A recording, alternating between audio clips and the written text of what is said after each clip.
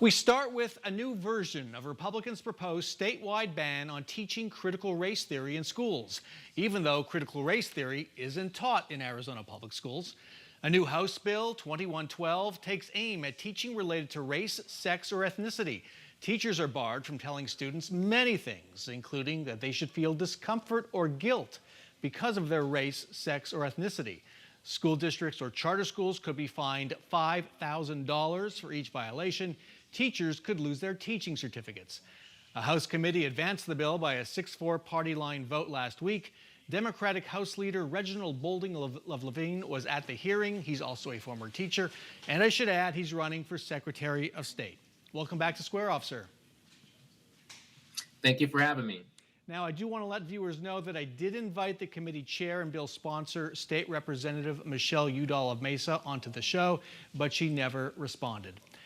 Let's start with the bill itself. What problem do you think that its sponsors think they're trying to solve here? The problem is that this bill actually targets and teaches something that we know that our classroom teachers aren't even doing. They're not teaching critical race theory in classrooms. This bill has the ability to directly harm our students by narrowing their worldview. And right now, we know that this is just throwing gasoline on the fire of what we're already hearing in rhetoric around the country, just regarding attacks on teachers, school boards, and administrators. And yet, when we hear Michelle Udall speak at the hearing, others, they really believe there's something going on in schools regarding critical race theory, and they think this is a way to stamp it out. Is there any evidence? Has any evidence been presented that this kind of thing is happening?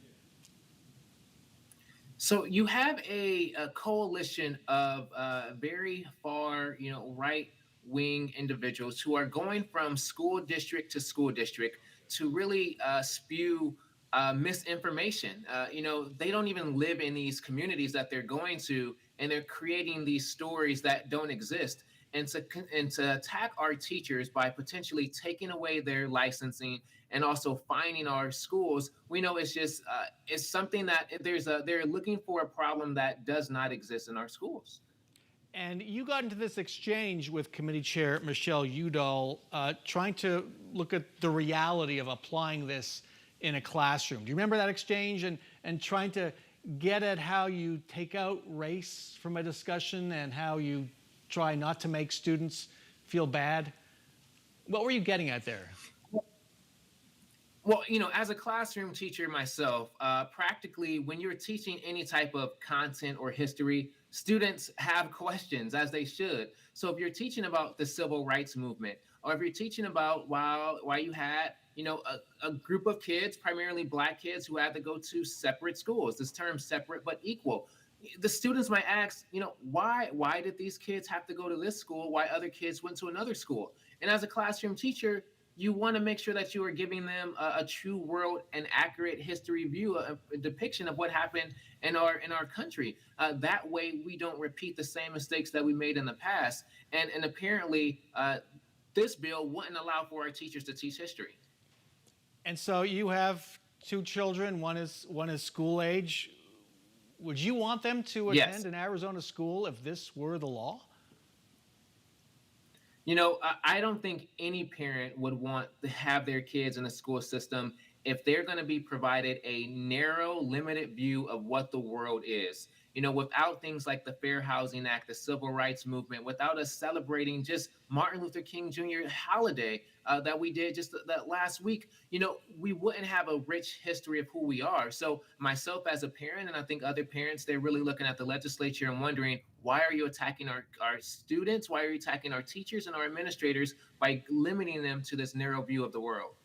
And I do want to bring up the hearing was the day after the national holiday honoring Dr. Martin Luther King Jr. Republican State Representative John Fillmore of Apache Junction said Dr. King would have approved of this bill.